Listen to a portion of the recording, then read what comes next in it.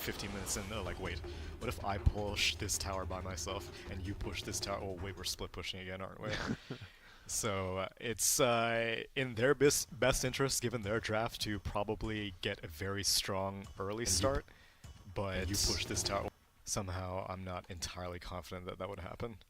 All right. Well, we'll have to watch, wait, see, and now on the way out early, it's going to be those wards dropped.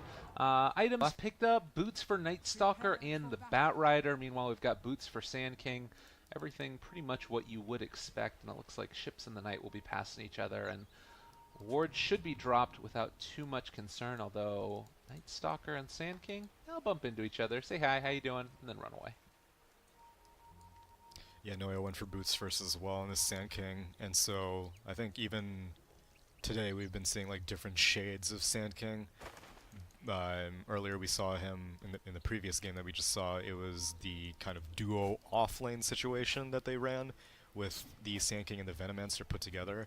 And I mean, both of those heroes are in this game as well, but it seems like the real Alliance versus Lotus Alliance have different plans, and looks like they're gonna be maybe tri-laning with the Silencer just to make Batrider's life very, very unpleasant. And I mean, these heroes are perfectly good at contesting a Batrider, especially if Venomancer is able to get some good experience off of pulls. But we'll see what Sand King's grand plan is with these boots. I mean, this has always been the classic thing that you end up doing, right? You have the Sand King that is able to move around the map, you know, maybe gank a mid if they wanted to, or possibly you can go around, pick up bounty runes. Hestejo here isn't going to be in too much trouble, but at least zoned out for the moment, and all the bounty runes going where you'd expect. The big thing for me that I want to see is how 747 deals with playing in the mid lane against a sniper. Like, he has a poor man's shield and a lot of regen, but it still, I'm sure, isn't going to be the easiest early stage in the game, at least for him. Yeah, it's difficult to say how railroaded Alliance were in, or not Alliance, how railroaded Danish Bears were in picking that silencer and saying, like, this is definitely going to be a core silencer, because they could have very easily rearranged their lanes, put, like, Veno mid, and just have a support silencer instead. Right. But it seems like they definitely 100% wanted a core silencer. And this game, you know, it's support silencer would have also been fine in my opinion, but like we said, with all the silences, we've got the Skyrat silence, we've got the Night Stalker silence, we've got Bloodright silence. Yeah. You need items to be able to deal with that, especially if you're a very teamfight oriented hero like Silencer. And so if you're a support role, then sometimes you might just get chain silenced. You don't want to have to blow that press the attack that I mentioned just to purge it off. So Jonas trying to get out of there. He's slowed down for the moment. Noya is a little bit quicker. Burrow just barely off the mark, and Jonas is going to be able to make that escape. He will have another Burrow strike in 5 seconds. Is he really going to die for this? No, he's going to punch him, head back out. Okay, and by the way, I'm crazy because Rise is actually on the Silencer, so it is a tri-lane Venomancer core. Right. So throw all that stuff that I said about Silencer getting farm out the window, but it's still relevant. Yeah. It's just not going to be the deciding factor. Instead, Rise is, I mean, I am now more concerned for the Silencer for what it's worth, because Venomancer is pretty easy at recovering farm from wherever, as long as he gets like jungle creeps and stuff like that. Meanwhile, mid lane's Shrapnel comes in. Yeah. Just a little bit of extra damage there. It's always hard to deal with that as a melee hero, but 747, with the help from Noya, has been able to secure himself a good bit of CS. He's just having to make sure that he stays topped off on the regen, and then afterwards he should be fine. So Pablo, in the meantime, Boots goes to secure himself a couple of runes. He picks up the Illusion rune. Handskin was able to take rather the bounty up there towards the top side. Well, now down here towards the bottom, it looks like Pablo wants to get a little bit aggressive, and Rise might be in trouble. They have a Void. They also have some more stacks of Sticking Napalm, and it doesn't look like they want to fully commit to that one. Gale used, nothing else really of value. Maybe Noya mid. Lots of damage being dealt out. They are going to draw first blood. Limp picks it up. Hestejo Rotten rotates as well, and maybe hoping that he could have gotten a last second press the attack to save the Sand King, but that's kind of a expensive rotation. It's not really an easy lane for a Legion Commander, as we can see. Ace, they got the Gale off. That's 5 stacks of Sticking Napalm. If Ace isn't careful, he just might end up going down here. Jonas has been able to bait him into it. No. They still find that kill. So Batrider goes down, 1 kill apiece in the early stages. Yeah, it was pretty good by Ace. He ate a tree so that he could stop standing in the Firefly and was able to just attack him from a distance because there's no way that Batrider could have gotten the move speed to walk or fly over the Venomancer. So they get a kill. 1 kill apiece, but still the mid lane first blood going the way of the sniper is definitely far more valuable. Oh, Rise, Pablo, they run into each other. And it is still 30 seconds from nighttime, otherwise that probably would have been the death of Rise. Talk to me a little bit about this Bloodseeker and where you see him going. He actually is going forward onto Hestejo. Wants to man up and take him down. He needs to back out, though. He's taking just a bit too much damage. What's the big idea behind having the Bloodseeker in the core role? How do you end up building him, I guess? He's like a mid-game space creator, and so unless if he dies, no, he's gonna survive. Yeah, so oftentimes his job is basically to draw aggro away from sniper constantly. So once Era completes, as Rise does die to a arcane bolt. Yeah. Yeah. Yeah, it's nighttime. And a haste rune. Oh man, Pablo's gonna fly. Fly straight on down to mid. And I don't know if they actually do know about that haste rune. I think maybe not because Only of the vision that they shrapnel? had, and there's going to be 747 ran at and going to be brought down. Oh, the howl at night! Turnaround. No, he's no way. It would have been a dream. Hanskin is +2 going to though. die here. And yeah, a little +2 for him. Actually, the burrow comes through. They connected onto Limpin. He's going to end up going down as well. Maybe Pablo going to fall. They end up turning it what a back around. miss. The miss means that the Night Stalker will escape. But still, they end up turning that gank around nicely. Yeah, and Silencer manages to show up. He has gotten 6 int now at already 5 minutes into the game. That's really strong rotations coming out from Rise, really great timings. And the trade-off is that Bloodseeker is super thirsty right now because all these Danish Bears heroes got fairly low. But Hestejo Rotten, as it was not having particularly great time in this lane, so it's not like giving Bloodseeker a bit of a boost is going to start changing things. Well, and I guess that the other thing, too, is, like, thinking about, oh, is Limp gonna... I thought he was going to go in again on 747. He's running very aggressively there. Nighttime up. It feels like they want to get aggressive here, although there is still the Silencer that's rotating in with the Sand King. If Ace could somehow stay alive through it, 17 stick charges, might need to pop him here to stay alive for the moment, is going to do it, trying to bait them into this. Jonas starting to drop low as well. He gets blocked in by his own creeps, though, so that's going to be the death of the Veno. They take down the Batrider in turn, but should be the end of the action. It's all good. My boy Silencer's getting smart. He's getting real smart. No, you don't want to have your one position Venomancer die like that, but it's nighttime and Pablo's doing a great job at being very aggressive on the map, and just only with level 3 does not have that point in silence yet, and so oftentimes that rules out a lot of potential kills, but Venomancer, I mean Silencer otherwise, he's still a very, very slow hero.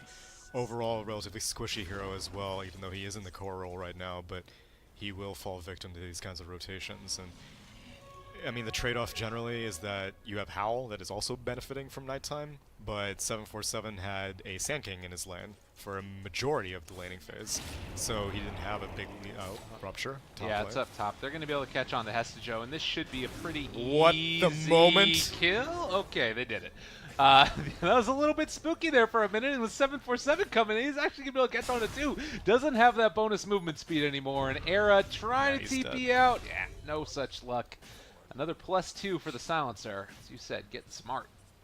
Yeah, this guy is just getting charity int now. He didn't even really actively participate in that gank, but he showed up at just the perfect time. And Bloodseeker goes down. Again, this is a 1 position. These are kind of unconventional 1 positions, so like, you know, you may like be watching the game and you're like, oh, it's not like a Spectre or something like that that went down, but no, these are the core farming roles. Arguably, the mids are the ones that are going to be more relevant in the late, ultra-late game, with the Sniper and the Lycan dueling each other, but it's still these mid-game space creators, the Venomancer and the Bloodseeker, that are going to be important to ensure their carries get the farm they need.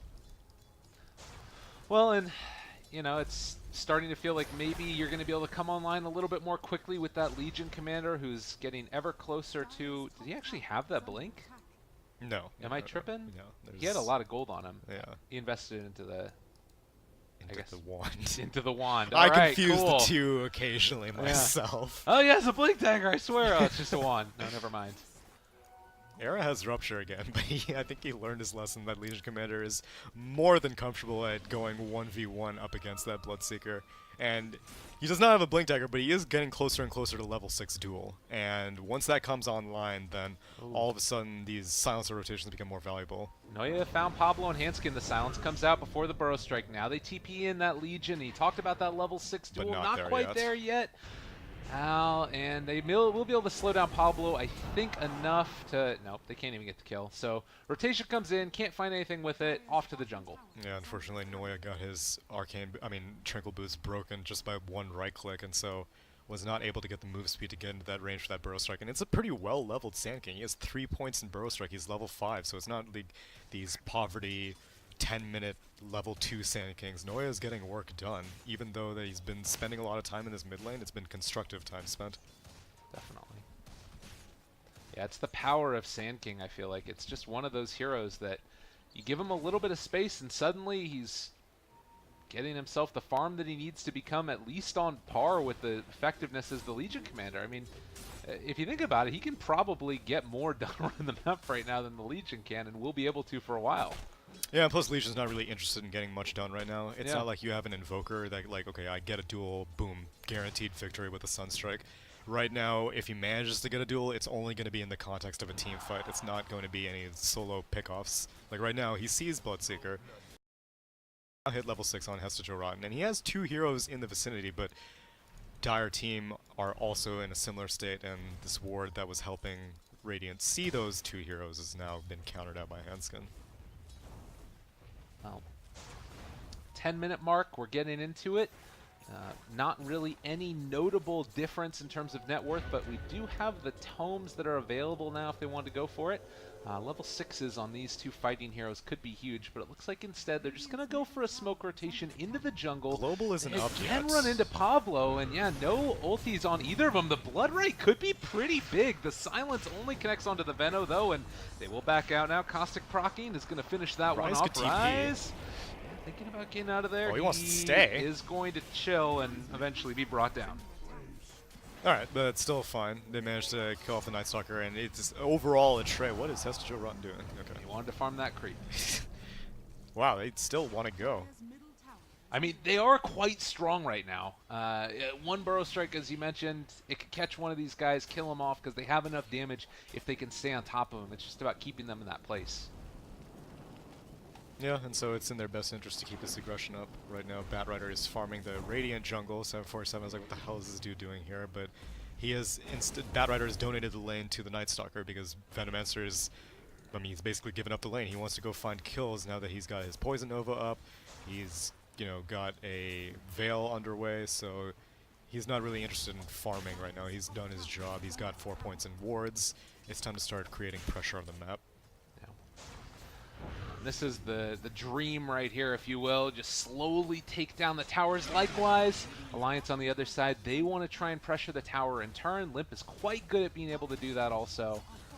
So it is time to keep the pressure on. As far as Hanskin is concerned, do you think that they're going to be able to get a hell of a lot done with Mystic Flare on this team? Like, a Batrider lasso into it feels like it could be quite effective. No, really the main thing I think is just silence, which is why he's actually opted to max it out first. Okay. Like, the Mystic Flare is great, but even if you do manage to get a lasso, like, chances are you want to drag them back as far as possible. You don't want to waste the time trying to keep them in place, especially when you have something like Rupture, because the further you drag them back, that's the further they have to run to get back to their team, which means the more damage they'll take from Rupture. So you basically, like, Alliance really likes Skywrath. Not very many teams like Skywrath. Alliance loves Skywrath. And it's not necessarily always for the silence. Oftentimes it's for the early game irritation that Arcane Bolt provides. Now Pablo going in on Lycan. Oh, unfortunately they don't have Happy lasso. They had a haste rune. silence. Great silence comes out. It's going to be able to block that combo.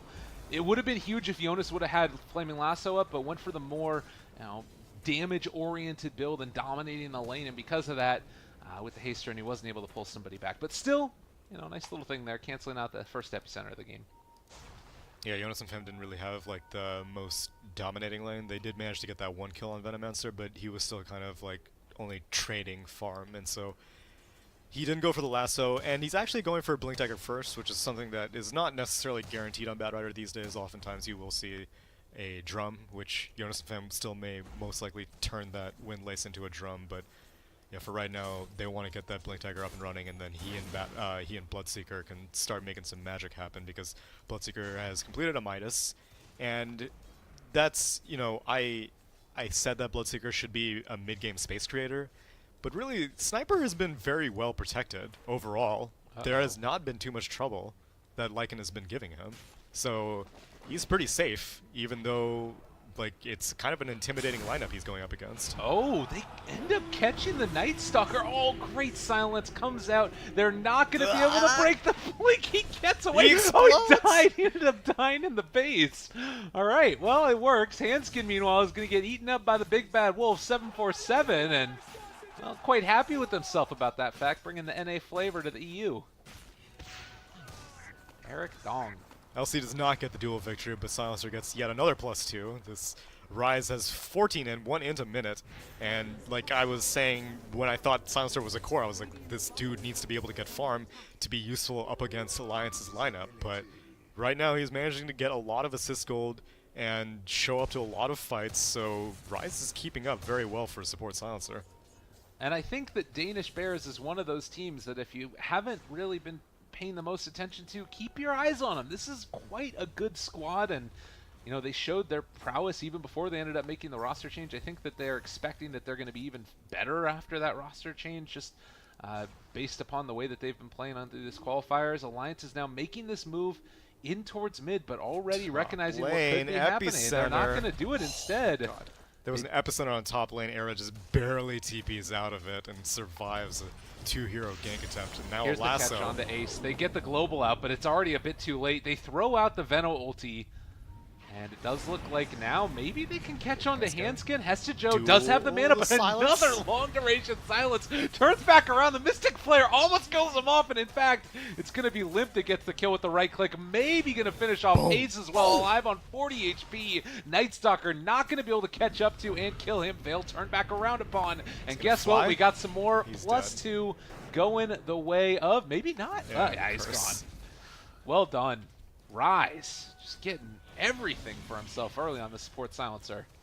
Yeah, Arcane Seal is pretty value right now on this Skywrath because there's just so much magic damage on the side of Alliance. It doesn't really look like it, but like it boosts the Bat Rider damage, it boosts Shrapnel damage, it boosts Assassinate damage. It's all these little DOTs and nukes that are getting so much benefit out of the increased magic damage. It's 40%. Oh, 747 again.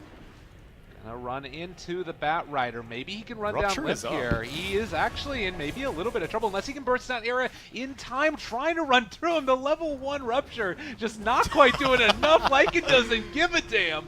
747 just gonna eventually use that TP out. We all love to see, and Alliance kind of left wondering, what are we gonna do now? Yeah, they can attempt to defend this tier 1, but if you don't have the shrapnels of Sniper, it's a little bit difficult. Ace has maxed out wards and also almost maxed out Poison Touch as well, so like Skywrath can't really get very close. Bat Rider is going to have difficulty getting close, which Bat Rider has completed that Blink Dagger, and he has Lasso, and he's looking for something, but there's going to be no follow-up even if he does manage to grab someone, so they're just going to forfeit this tower. I mean, I think the biggest thing about this is taking that tower and another like 2 minutes in the jungle. Sand King's going to have Blink, and that even opens the game further for them to make moves around the map.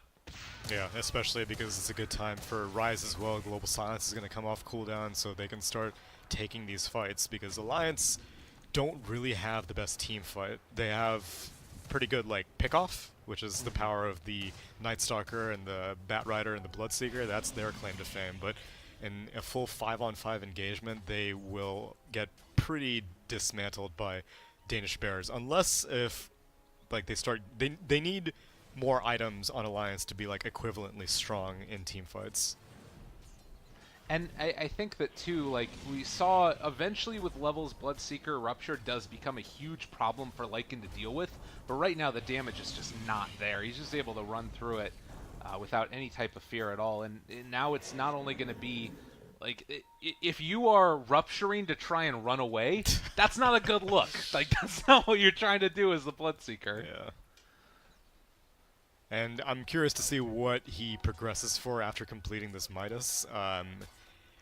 Every once in a while, people are always very surprised whenever a Bloodseeker picks up an Aghanim Scepter, but I think it's like a pretty legitimate purchase, especially this game at the center. Yeah, down bottom, another +2 for Rise, and that was not even the Blink reveal.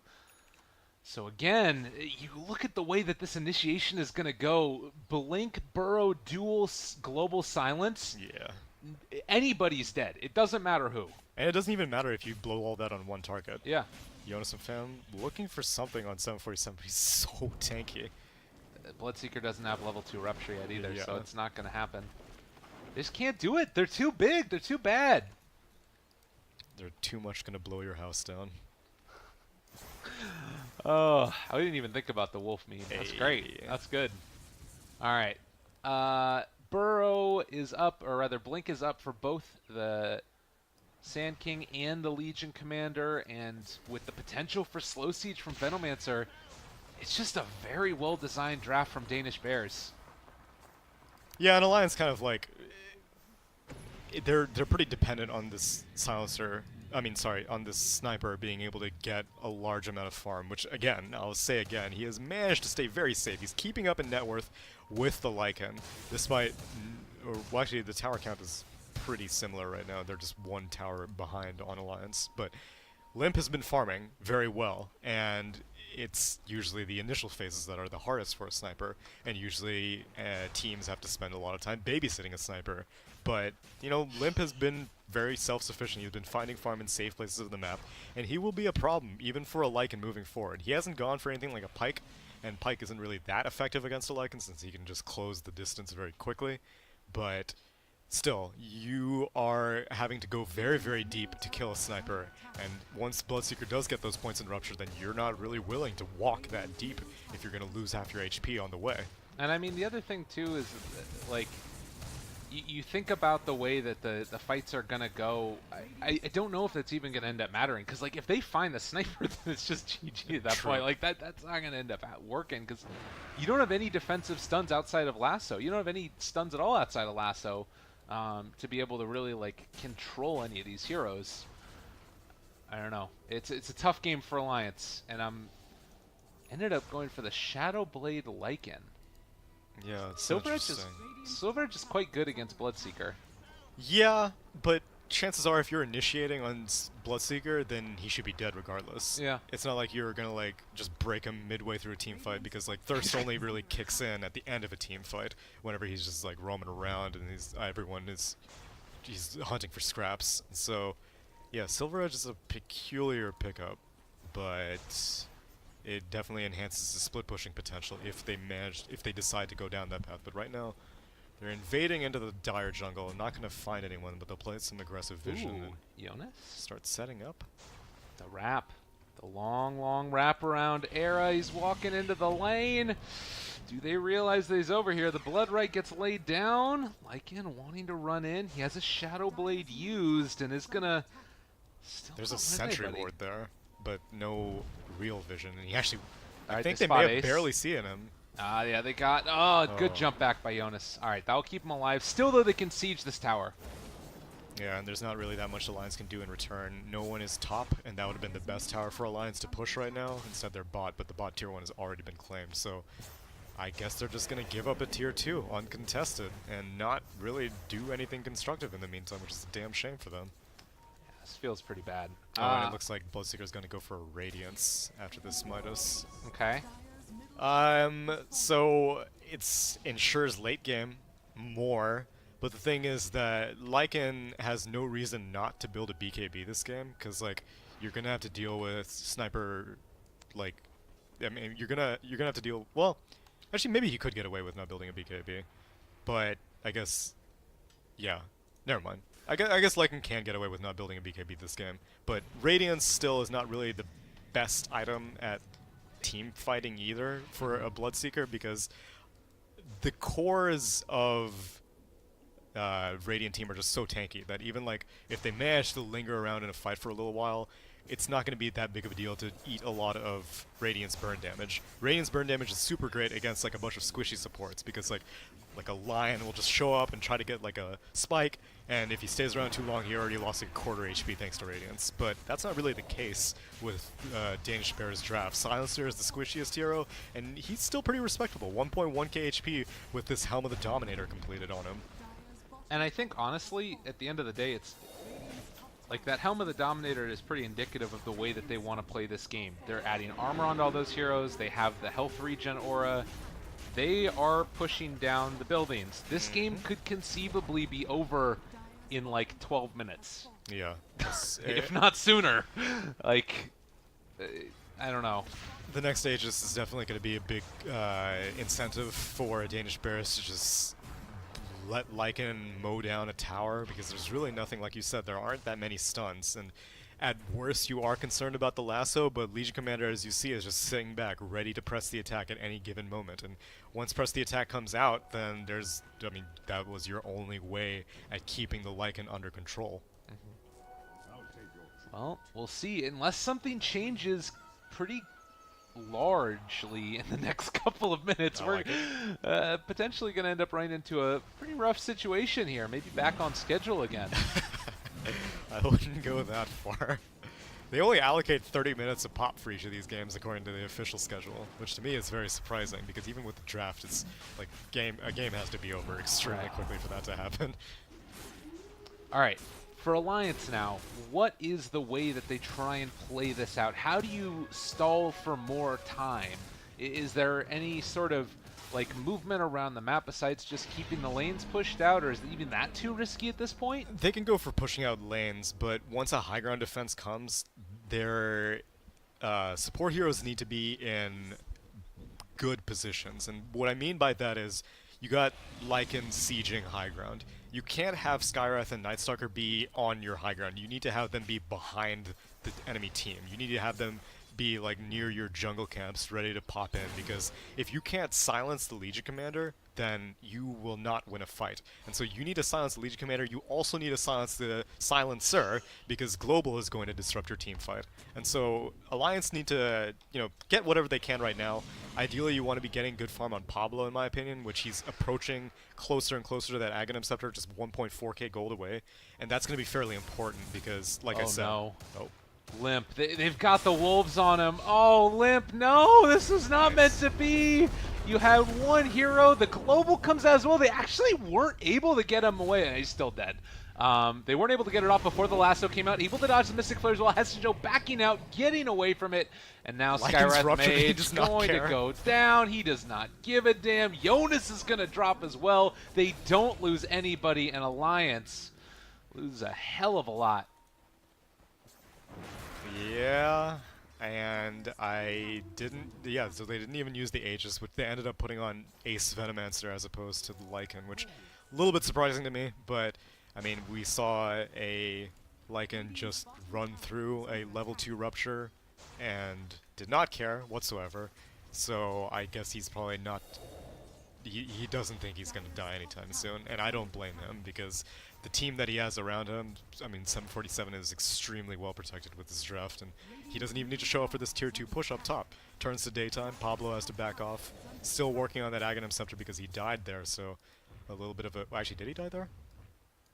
No, it doesn't look like it. Okay, never mind. But yeah. I mean, so here's the other thing that I'm looking at. It feels like everything is sort of thought out and ready for Danish Bears. They have like all of their ducks in a row. You have the wolves that are following around the Night Stalker if he moves in to try and make some type of play. They know that eventually they're going to be getting that Aghanim Scepter on Night Stalker, so they're trying to end the game before it even matters. Like, they're going to be able to maybe finish it by the time they're pushing high ground and being able to see in absolute clarity that their racks are gone. Like, it's a rough one. You do have the Radiance Bloodseeker, but like you mentioned, it doesn't really feel like it's going to make that big of a difference. It really isn't, because there's just no clean initiation that allows Bloodseeker to just like a lot of times when you go Radiance Bloodseeker, it's much the way that you play something like a Bristleback. You're sprinting around, you have super high move speed because of Thirst, and you're just being able to like spread the fight apart, because like you come in and then like it's like a repulsive force of magnets, because like you come in, everyone suddenly disperses around you wherever you go.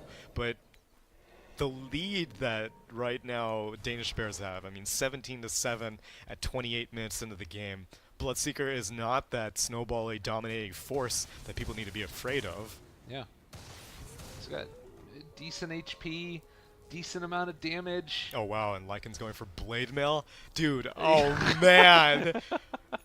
Oh, he hasn't completed so many times. I guess it's not as popular anymore, but like back in the day when Centaur was super popular, you would get like Blade Mails and like everyone on your team. Yeah. And whoever he ruptures, you immediately hit the Stampede, and everyone just like runs around in circles, and Bloodseeker will just evaporate. Oh, that's gonna be pretty great to watch. Yeah, so Blade Mail is now completed. That is like the best item. This is the best item he could have gotten. Because I mean, we've seen it. Just doesn't. He doesn't care. No, he does not care whatsoever. All right, well, we'll see if they finally feel comfortable to go for a high ground push. You certainly aren't under any pressure to not go for it. Like, there are 40 minutes left on the Aegis, so maybe that's the biggest you incentive. say 40 minutes left on the sorry, Aegis? 40 seconds. Sorry, that Okay. last game is still on my mind. That there's so many Aegises, it might as well. Oh, Pablo. There it is. Pablo, unfortunately, is going to be brought down here pre-Aghanim Scepter, and, well, they dropped the Global as well to boot after the fact. Going to chase on in. 7-4-7. All right, they're going What are you going for to do? You're going to rupture him? You're Blade going to Mail. rupture him? Oh, no, he's trying to run away. Don't do it to me, please. Yes! Oh, God, he didn't quite kill him Yeah, off. he's shrined, that's why, though. Oh, my God. That's amazing. Problem is, Bloodseeker's super thirsty now. Aegis is claimed, but he was going to time out anyway. Yeah, he needs to be careful with those armlet toggles. It was a good dream, and he ends up doing a lot of damage. Doesn't quite get the kill. But I guess what, you just go Heart now and make it happen again? Dude, I hope so. I seriously hope so. Now they're going to go over and hit the Shrine. They did burn through the Aegis for that. They used Global. You know, I wonder if it was too memey and it wasn't actually enough. Like, they did end up losing a lot from that. Well, I mean, they lost expendable stuff. Like you'll get the cooldown back for Global. You'll get the Aegis was gonna get claimed anyway. So even though they technically lost stuff, it wasn't anything permanent. Whereas a kill on Era might be permanent, but no one's following up.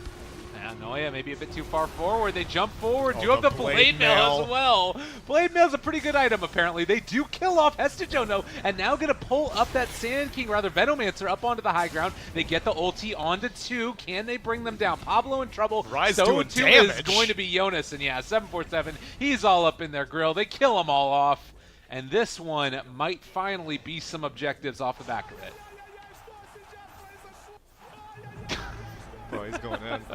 Bloodseeker buys back. He does not have Rupture. Even if he did have Rupture, I don't really know what he would do. But yeah, this is not a easy situation. Legion Commander is dead, but the problem is Batrider's also dead.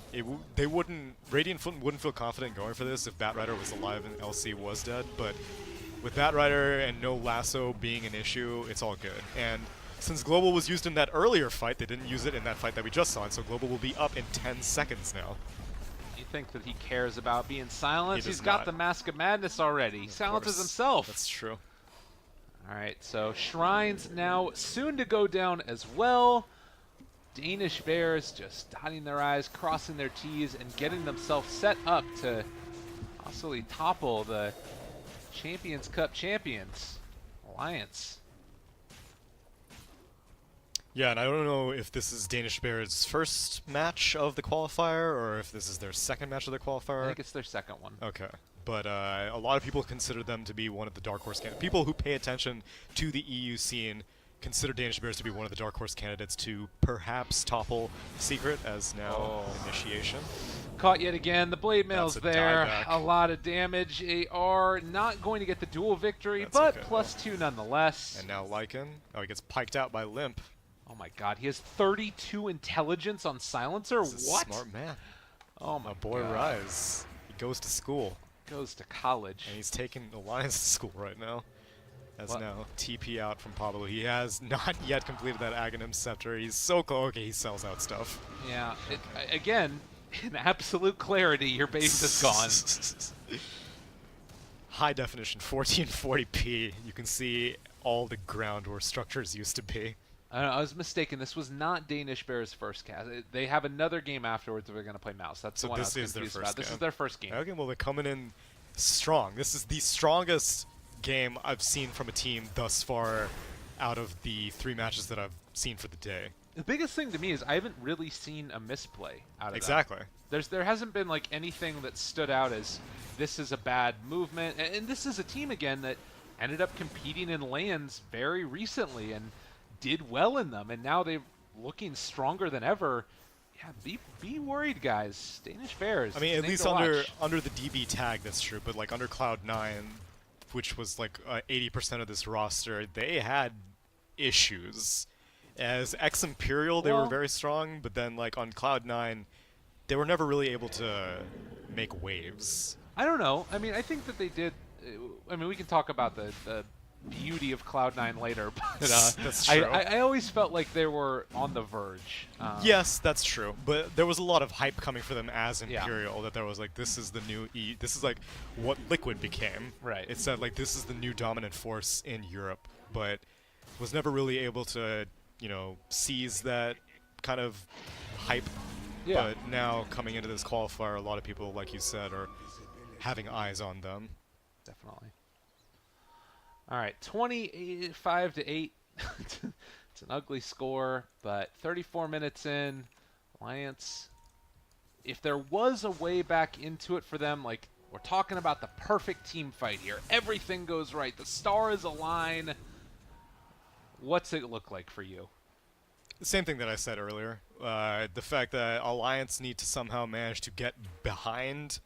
Like, half of them need to or if they manage to go for a full flank, that's great, but I find that unlikely that all 5 of your heroes are going to be able to get into a smoke and catch all 5 of Radiant heroes off guard. But that would be, like, ideal. What's more realistic is that you have a couple of heroes on your high ground. You got Sniper, and you got Bloodseeker on the high ground defense.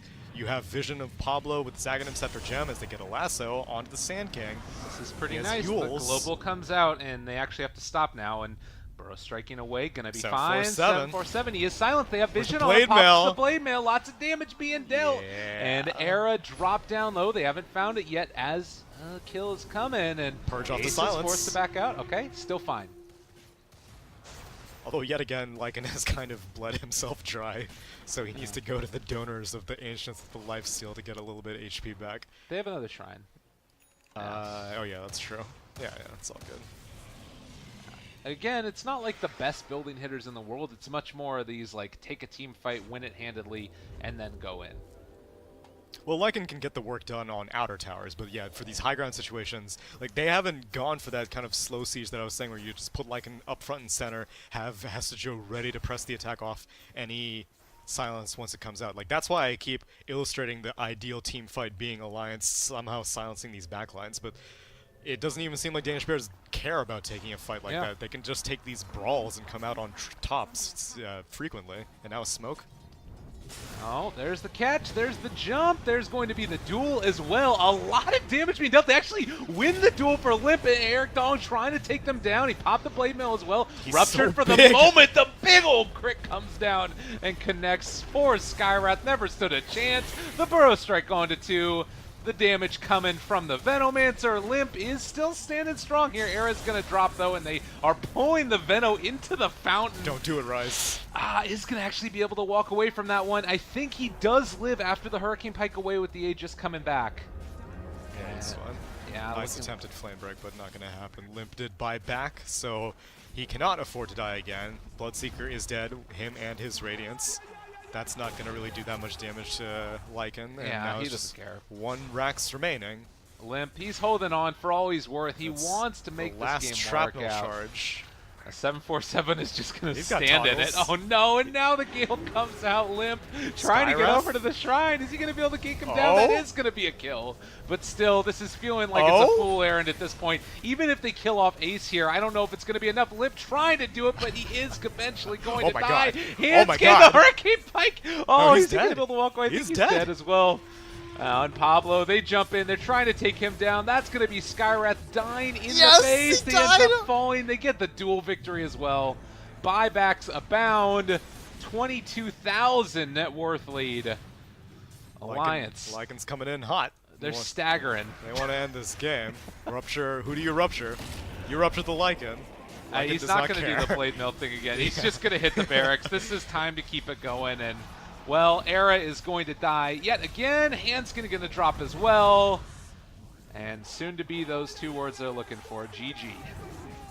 And well played, because Danish Bear is definitely the cleanest victory of the EU qualifiers that I've seen thus far. There's not really that many matches to reference, but you know, as a whole, the region has not been getting very much respect in this pre-TI season, and Danish Bears are